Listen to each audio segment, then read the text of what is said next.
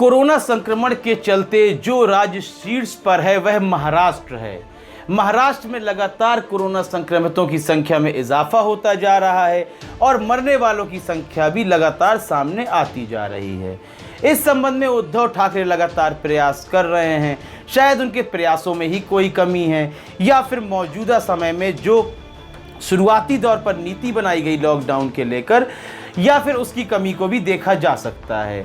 लेकिन महाराष्ट्र के पूर्व चीफ मिनिस्टर मुख्यमंत्री देवेंद्र फडणवीस का यह कहना है कि महाराष्ट्र सरकार इस लॉकडाउन के बाद भी और महाराष्ट्र में संक्रमण को रोकने में नाकाम साबित हुई है, इसलिए महाराष्ट्र में राष्ट्रपति शासन लगा देना चाहिए। यह कहना था पूर्व मुख्यमंत्री देवेंद्र फडणवीस का। लेकिन यदि हम महाराष्ट्र के बाद नीचे गिनती करते हैं तो मध्य प्रदेश और गुजरात ही शीर्ष पर आते हैं, जहां भारतीय जनता पार्टी की सरकार है। मध्य प्रदेश में तो उन्होंने एक स्थायी सरकार को गिराकर अपनी सरकार बनाई और अब तक मंत्री पद के बंटवारे के लिए बहस चल रही है कि आखिर मंत्री किस किस को बनाया जाए, किसको खफा किया जाए और किसको ना किया जाए। इस दौरान हम बात कर रहे हैं गुजरात की।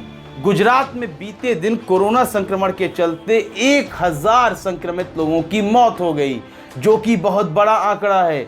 इसी दुख को लेकर गुजरात में दैनिक भास्कर, जो कि एक समाचार पत्र है, उसने अपने फ्रंट पेज पर कुछ भी नहीं लिखा बल्कि उसे काला छाप दिया और कहा है कि इतनी बड़ी खबर हम लिखने में असमर्थ हैं, हमें दुख है, हम रोष में हैं। और आपको मालूम होगा कि गुजरात में विजय रूपाणी भारतीय जनता पार्टी की सरकार है।